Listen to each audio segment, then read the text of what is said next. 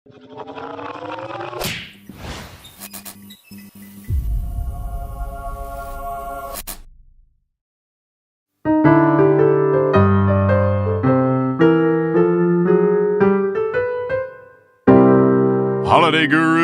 Gurucast. Hello and welcome to the latest edition of Holidayguru's Gurucast, and we have a absolute treat lined up for you today. If you could probably list out the things that Ella Carroll loves in this life, probably number one would be all things Scandinavian, number two would be bass guitar, and number three would be Glasgow. And today she's going to give us an awesome rundown of a city very close to her heart in Glasgow. Ella, how are you? I'm very good, thank you. Very excited to talk about.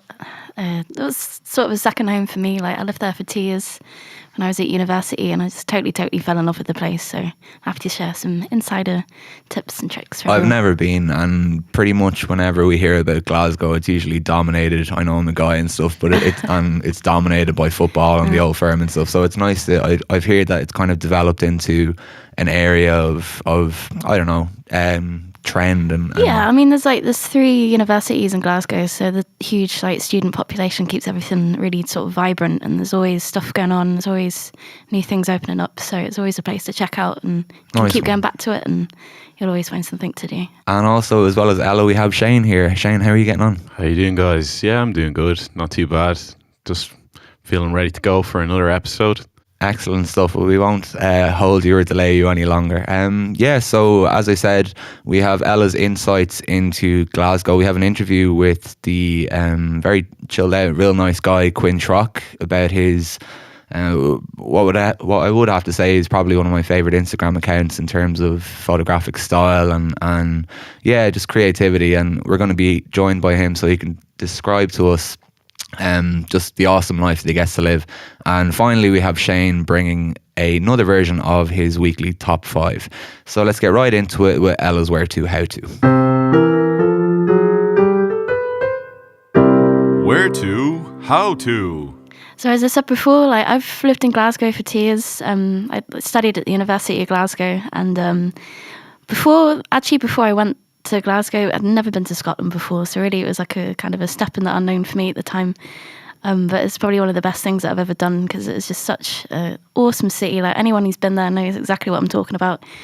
I feel like sort of Edinburgh sort of kind of takes the limelight, I think, sort of on a, the wider sort of international view of Scotland. You always think about Edinburgh and the really beautiful architecture and the mountains and the castle and everything. But actually, I find that Glasgow is sort of it's not like an unknown city, obviously, but it's really sort of a hidden gem where the more time you spend there, you just discover so much, so many things. And it was just, I love it. And there's all these sort of different neighbourhoods that will have their own sort of character or sort of vibe, I guess.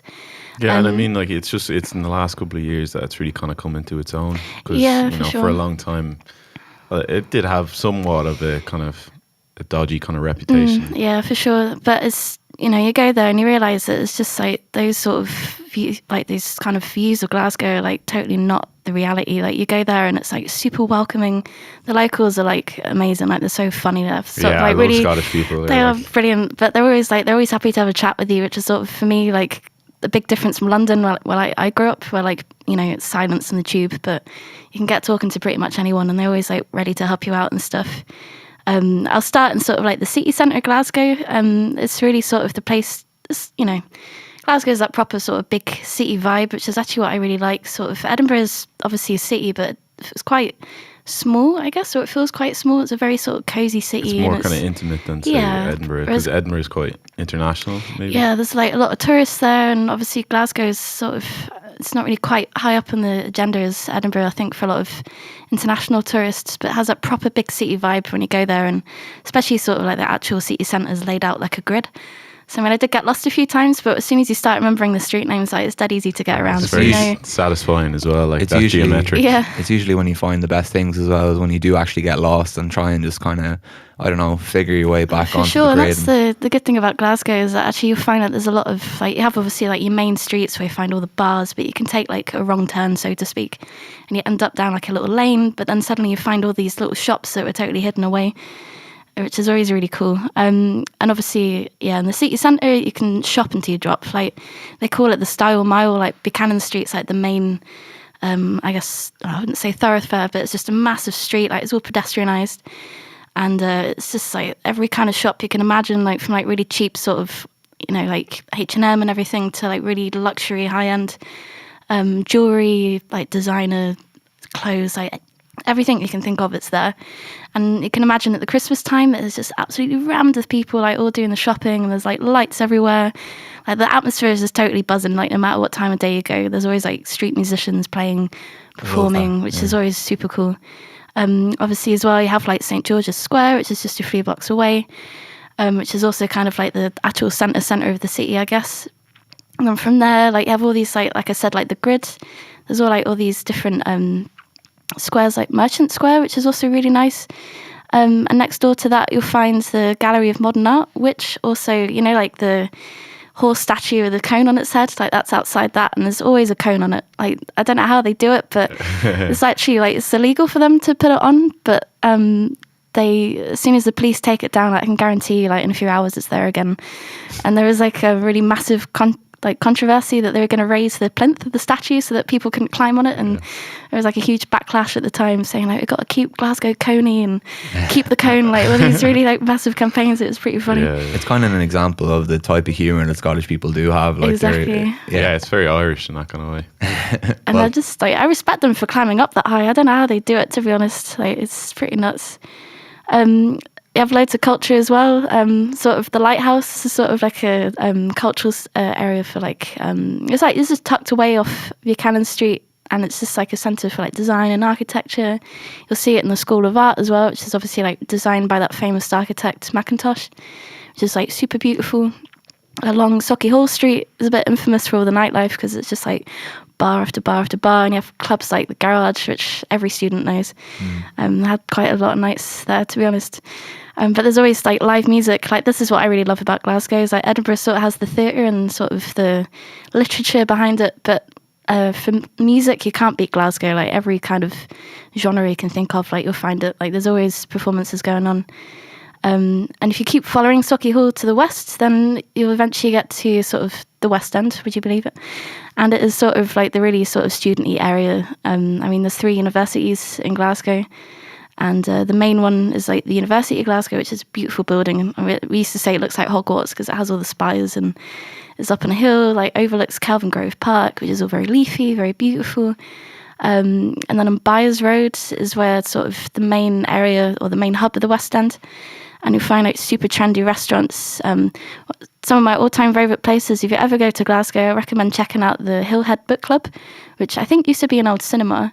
And then you go in and there's like this like really tall arched ceiling, and it's all super pretty, and you can get like you can get pictures of cocktails, but they serve them in like an old gramophone, like they've hollowed it out, so, and you can just scoop up your Pims and just work away on that. And there's like a higher sort of level at the top where like one side is ping pong and the other side has like an old, I think it was like a SNES, so you can play like Super Mario. If you want to take a break from the drinking, you can just play a few rounds. Another place I also really recommend, which is just up the road, is Oran Moor. And it used to be a church, and they've turned it into like the world's coziest pub. Like it's beautiful. Like on the inside, it's all like beautiful woodwork. They still use like that old-fashioned like wooden chairs, so you can sit down and have a really cozy sort of evening. And then in the attic, if you want to call it that, is just like a music hall. Like they just they've turned the church into like a cultural venue, which is amazing. And I think they have a club in the basement as well, so really like ticks all the boxes. And it's like you can get you're a whole night out in one place. Yeah, and it's just it's beautiful. I love it. And then obviously like botanical gardens, really beautiful to walk through. You have like all these secondhand shops, charity shops, so you can always bag a few bargains when you're there.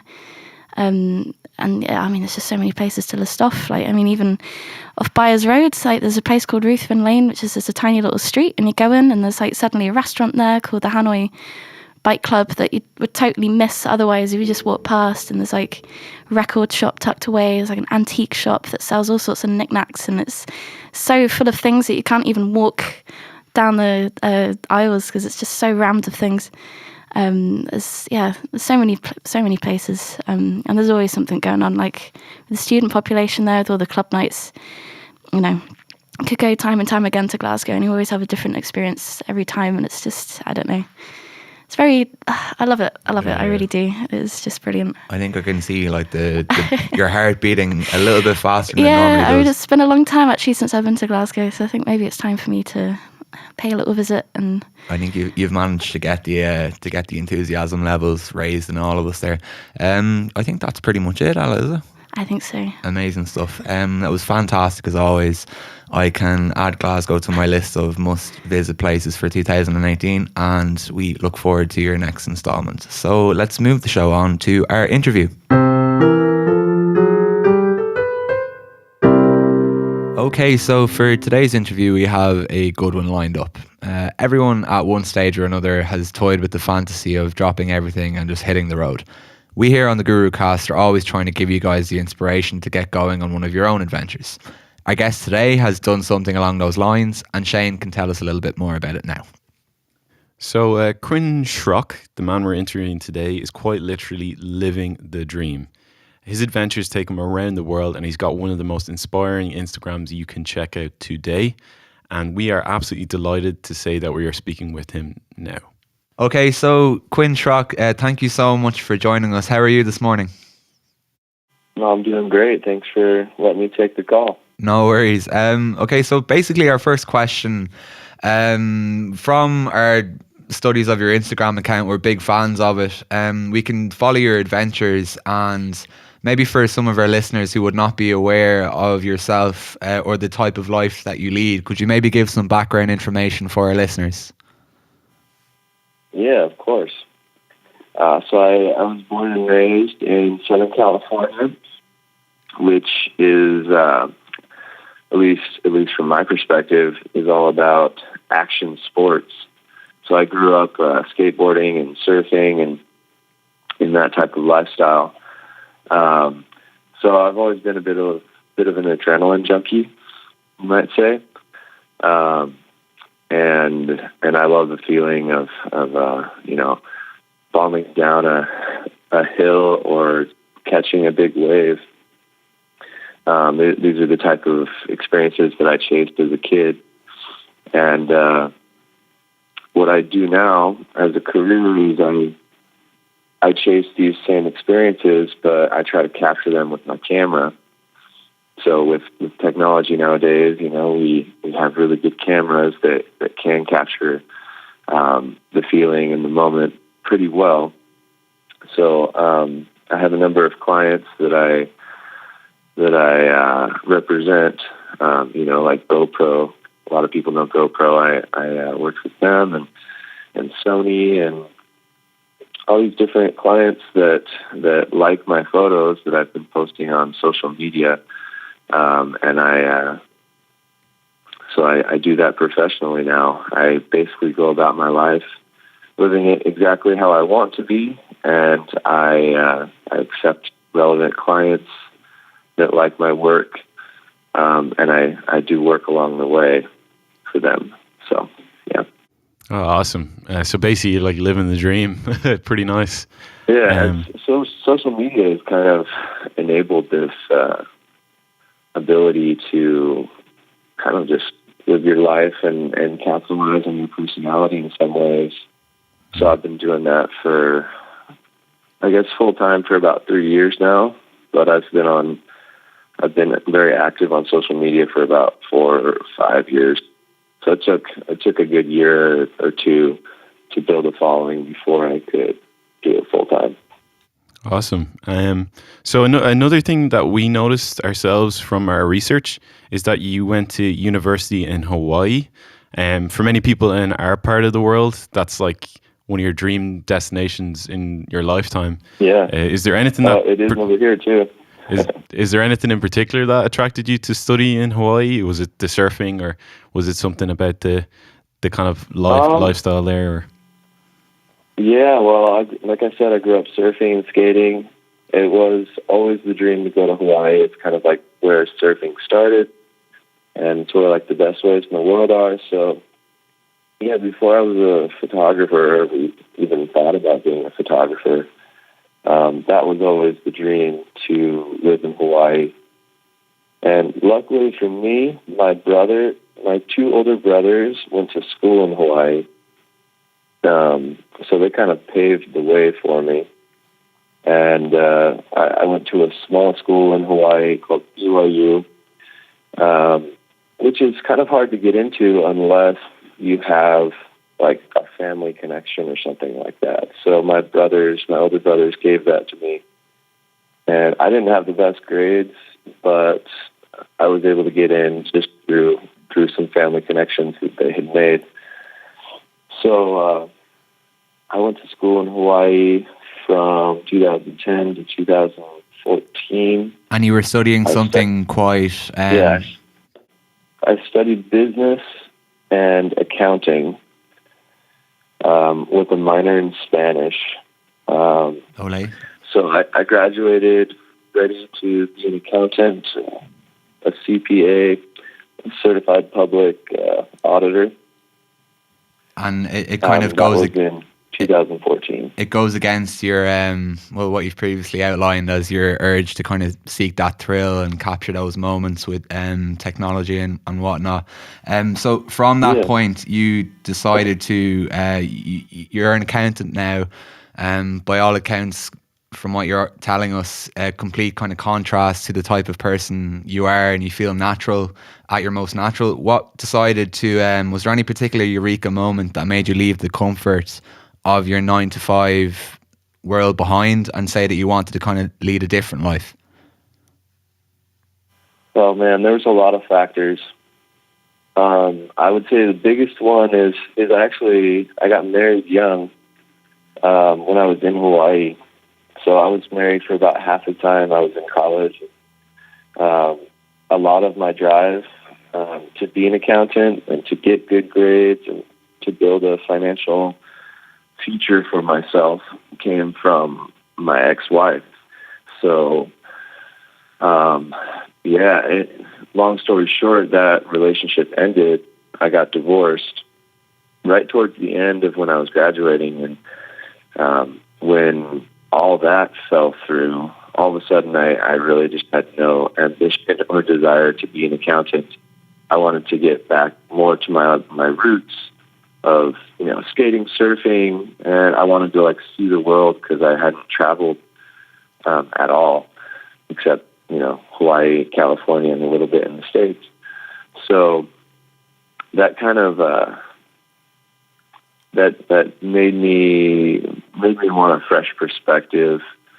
And so I graduated. Luckily I graduated. I wanted to like drop out like a few months before because I was like in such a terrible mindset.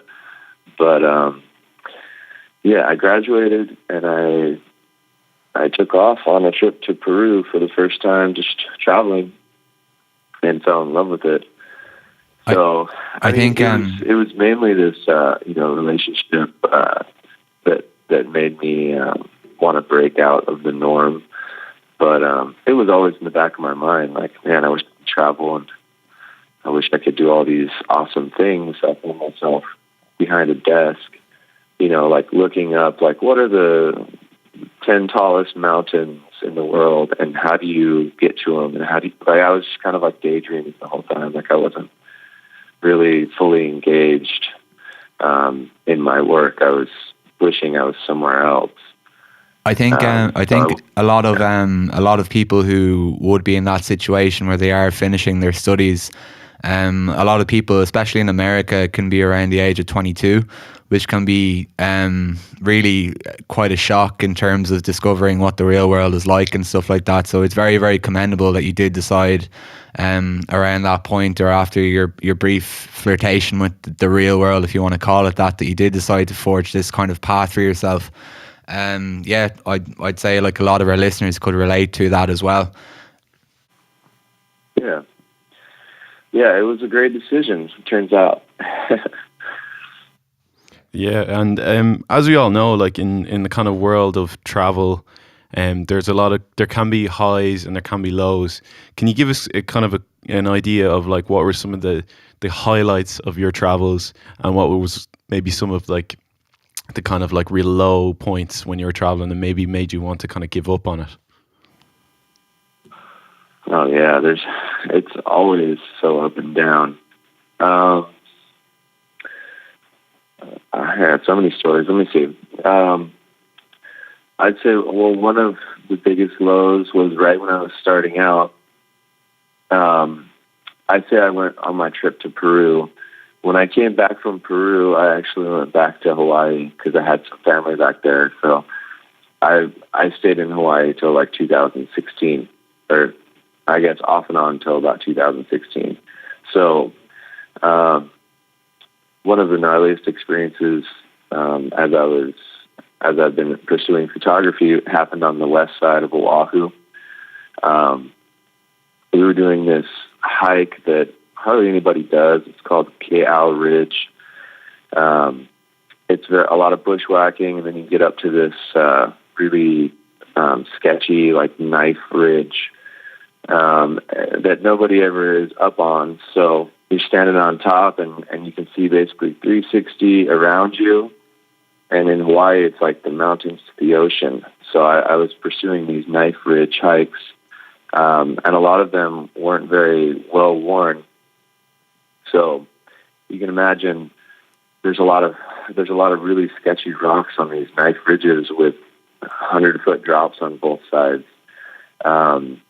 So we searched out this one on the west side, and it was probably like 6 hours into the hike where I stepped on a big rock.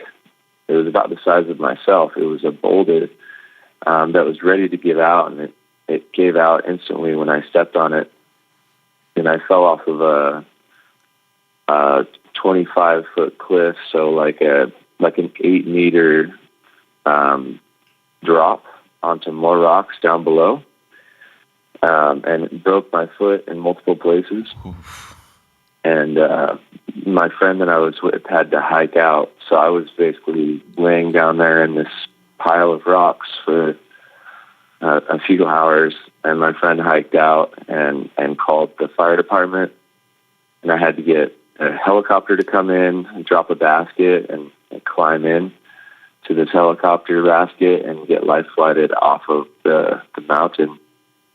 Oh my God, that's So crazy. I was extremely grateful that they did that for me. I don't think I would have been able to get off the mountain alive.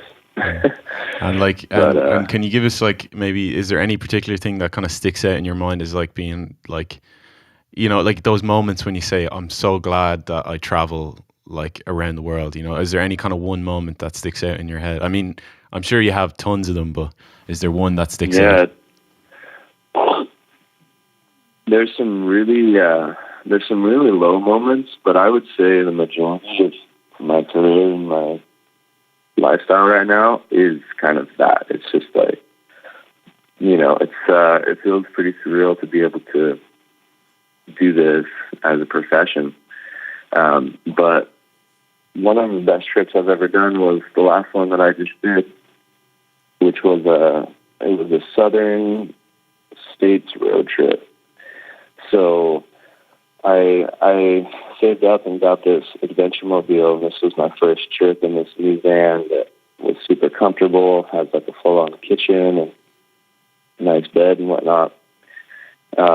So yeah, about a month ago I took off on this trip, and I was setting out in a direction that people don't normally go, which is totally my style. Like, nobody really goes to the southern states and like Texas and Florida and all that. It's kind of overlooked. Most people go to California, Washington, or New York City or something, you know? Yeah. So, yeah, I set up on these kind of obscure states, really excited to see something new, and it really turned out. We found these epic swimming holes and caves in Alabama and all these relatively unknown places. It was kind of like one of the best trips I've ever done, and it was realistically like in my backyard. That's amazing. And we were comfortable in the van, just sleeping on the road, making food in the van. It was just like, I would rank it up there with one of the best trips I've ever done. I think that ties in pretty well with your actual Instagram handle, like, of Ever Changing Horizon, and the name of your project, Ever Changing Horizon. just that concept of like traveling around and on the road with your friends and being able to kind of capture the beauty of certain moments is pretty special. Like one thing I've noticed from your website is that everyone has a way in which they describe their own style, but the way in which your photographic style is described is that it captures the intrepid human spirit engaging with diverse, remote and off the beaten path landscapes. That's pretty much what you've just described there, in the sense that you like going places where not so many people have been. But can I just ask, was it difficult to establish that style in terms of photography, or did that kind of come naturally to you because you didn't really have that professional training? Like, you trained to be an accountant. Was there ever any time when you doubted your style, or how did that develop over the years?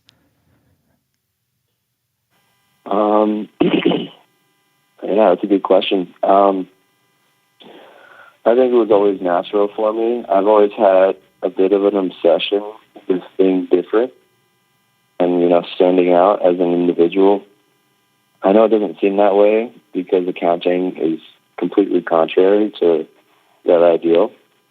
But, as a kid, like I was saying, skating and surfing, I was pretty into expressing myself and kind of just an artistic kid. So, in a lot of ways, my career is helping me come back to who I was before I started studying and basically conforming, trying to become a grown-up and earn a reasonable living and things like that. When I started kind of more focusing on a financial future and things like that, I started to change a little bit. But this Instagram and social media has kind of opened up that door to profit off of my actual personality and this style that I've created, where I seek out unknown locations and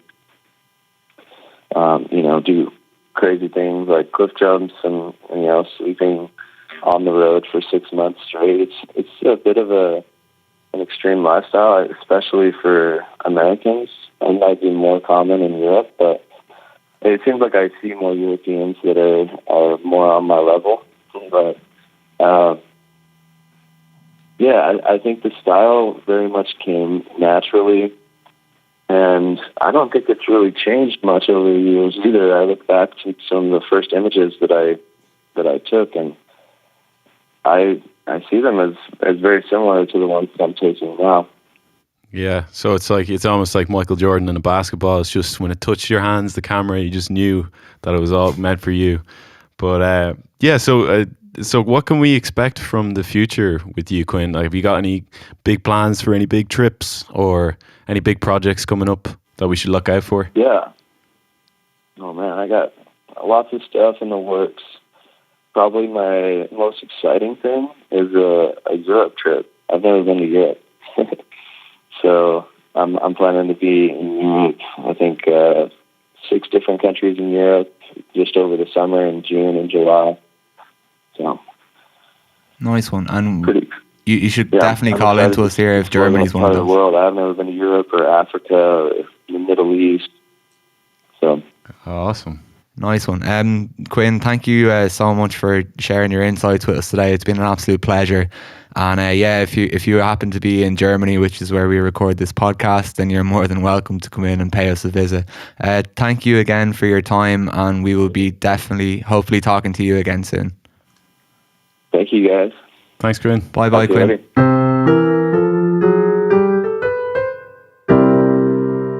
And now, this week's Holidayguru Top 5. Okay, so for this week, in honor of our guest, who's like a globetrotter and stuff like that, I thought I would take some of the 5 of the oldest forests in the world. So if you ever want to get like really in touch with nature and give yourself a bit of perspective on your place in the world, these are some of the best forests you can check out. So at number 5, we've got the Białowieża Forest. I hope I got that pronunciation right. Nailed it. Absolutely nailed it. It's in Poland and Belarus. It's like one of the last remaining stretches of like really old growth forest in Europe. It's about 545 square miles, and it's a cobweb of like Norway spruce, maple trees, silver birch, aspens, oaks, elms, and pines. And it's been there for about 7,000 years. 7,000, Yeah. jeez. So then at number 4, we've got the ancient bristlecone pine forest in California. Bristlecone pines look like almost like little hobbit houses. They're like really old, thick kind of trees, like, but they have existed for a long time. The oldest one, named Methuselah, is estimated to be about 4,800 years old, which is pretty crazy when you think about it. Then moving on, at number 3, we've got Yakushima Forest in Japan. So it's a moss-covered stones and nappy roots make up this kind of like lovely little, not little, but forest. And it's basically like it's been around the woods for 7,000 years. And it's really kind of like an insight into the history of Japan. And the trees, the Yakuzugi trees, are like unique. The Japanese cedar trees are unique to Japan, obviously. So nice one to check out. And then at number 2, we've got the Araucaria forest. Got it there in the end. He deserve a raise, man. It's a Chilean pine tree, the Araucaria, that can live to be up to 1,000 years old. And is actually thought to it's like got a real peculiar like upside down paintbrush kind of design, and it's thought to evolve that to stop dinosaurs from eating it like 180 million years ago. So those trees have been around for a little bit. And then at number 1, we've got the Tarkine forest in Australia. So again, it's another one that's stretched back to, the time of dinosaurs, basically. There's home to these like pines. They're called Huon pines, and they're 3,000 years old, and they're the second oldest living trees in the world. So there you have it. Some of the oldest forests in the world. Amazing. I probably, of all the ones that you've just listed off there, and fair play to you again for the pronunciation, top notch as always. The Japanese one is probably one of the most interesting ones. I think Japan itself is just such a beautiful, diverse country in terms of like rural and then these types of more urban sort of. Yeah. It's. I mean, it's known for being like a technological kind of hub and stuff like that, but at the same time, it does have some pretty beautiful. For sure. Nature. For sure. Shane, that was absolutely fantastic as always. That's pretty much it for this week's episode of Holiday Guru's Gurucast. Thank you first and foremost to Zebby, as always, for looking after our sound. Ella and Shane, thank you so much for your contributions this week. Thank you. Problem. Thanks, Martin. Thanks worries. for your contributions. I try. Have a fantastic week, and I really hope you enjoyed listening, and we'll be with you again in a week's time. Thank you very much, and goodbye. Ta-ta for now. Goodbye now.